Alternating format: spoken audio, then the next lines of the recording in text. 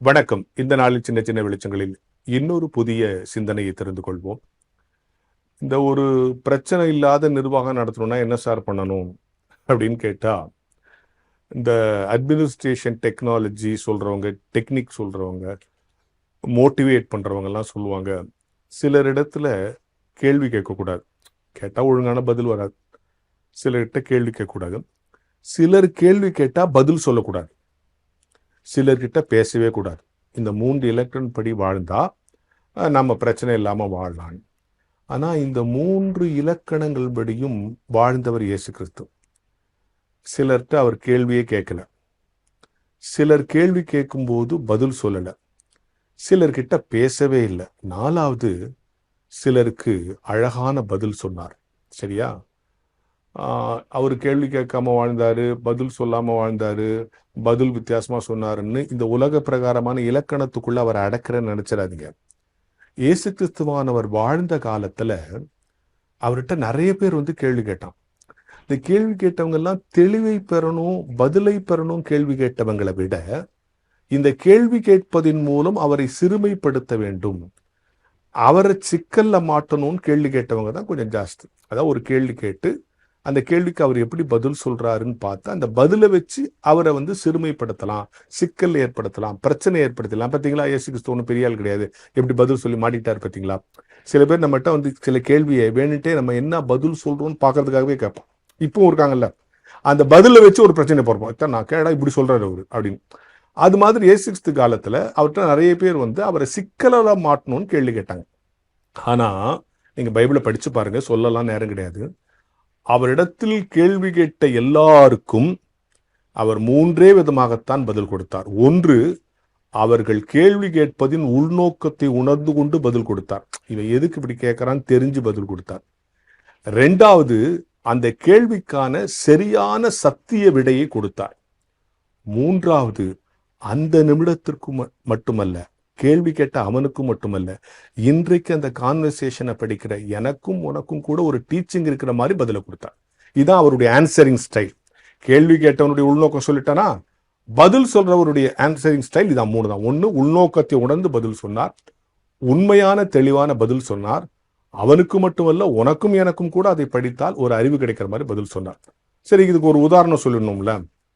இயேசு கிறிஸ்து ஒருத்த வரான், ஒரு காசு எடுத்து வந்து நாங்கள் வரி செலுத்தலாமா வேணாமா அப்படின்னு கேட்குறான். என்ன பிளானு?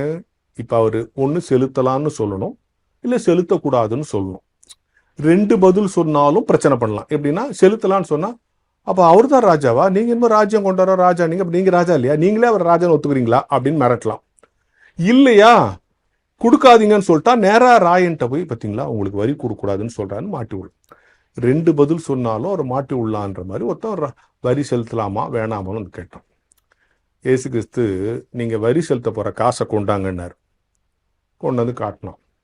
இதில் இருக்கிற சொரூபமும் மேலெழுத்தும் யாருதுன்னு கேட்டார்.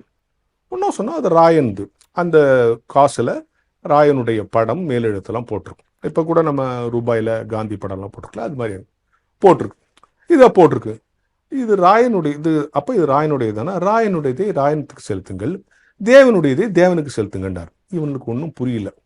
நம்ம என்ன நினச்சிக்கிட்டு இருக்க, இவ்வளோ நாள் நீ கடவுளுக்கு இருக்க காணிக்கை கொடுத்துரு, வரி டேக்ஸ் எல்லாம் கூட ஒழுங்காக கட்டிடும் அப்படிங்கிறது ஒரு பொருள். ஆனால் அதற்குள்ள இருக்கிற இன்னொரு அழகான பொருள், இந்த காசினுடைய மேலெழுத்தும், இது மேலே யாருடைய இமேஜ் இருக்கு, யாருடைய அடையாளம் இருக்கு, அவங்ககிட்ட கொடுத்துரு. தேவனுடைய அப்போ தேவனுடைய அடையாளம் போட்டு ஏதாவது நோட்டு இருக்கா? இயேசு கிறிஸ்து படம் போட்டு ஏதாவது நோட்டு இருக்கா? இல்லை கடவுளுடைய பிதாவுடைய படம் போட்டு ஏதாவது நோட்டு அந்த காலத்துல இந்த காலத்துல இருக்கா?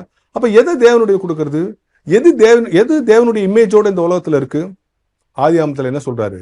என்னுடைய சாயலாய் உங்களை படைத்தேன். அந்த இமேஜ் என் மேலதான் இருக்கு. அப்போ என்ன கடவுளுக்கு கொடுக்கணும்? நீ பணத்தை வேணா உலகத்துக்கு கொடு, உன்னை கடவுளுக்கு கொடு. அது மேல ராயனுடைய சொரூபம் இருக்கு, உன் மேல என்னுடைய மேலெழுத்தும் என்னுடைய அடையாளமும் இருக்கு. ஞானஸ்நானம் கொடுக்கும்போது சொல்றாங்கல்ல, குழந்தை சிலுவையின் அடையாளத்தை உன் நெற்றியிலும் மார்பிலையும் போடுறேன், நீ அவருடையவர். அப்போ நீ பணத்தை அவருக்கு கொடுக்கணும் அவசியம் இல்லை, உன்னை அவருக்கு கொடு. அதான் அவருக்கு சொல்லியிருக்காரு. இன்னொரு விஷயம், அப்படி கேள்வி கேட்டவன்லாம் ஏற்கனவே டாக்ஸ் செலுத்தினுக்கிறவன் தான். இனிமேல் இவர்கிட்ட கேட்ட பிறகு தான் டாக்ஸ் செலுத்துறோம் இல்லை, இவர் என்ன பதில் சொல்றான்னு பார்த்து எதை செலுத்தணும். நீ ராயனுடைய ராயனுக்கு இவனுக்கு பயமாயிடுச்சு, எல்லா நோட்லையும் ராயனுடைய படம் தானே ஆகுது, இப்போ எல்லா படத்தையும் டாக்ஸ் ஆகட்டா நம்ம எப்படி சாப்பிட்றதுன்னு அவன் திகைச்சு போயிட்டான் அந்த பதிலை கேட்டு.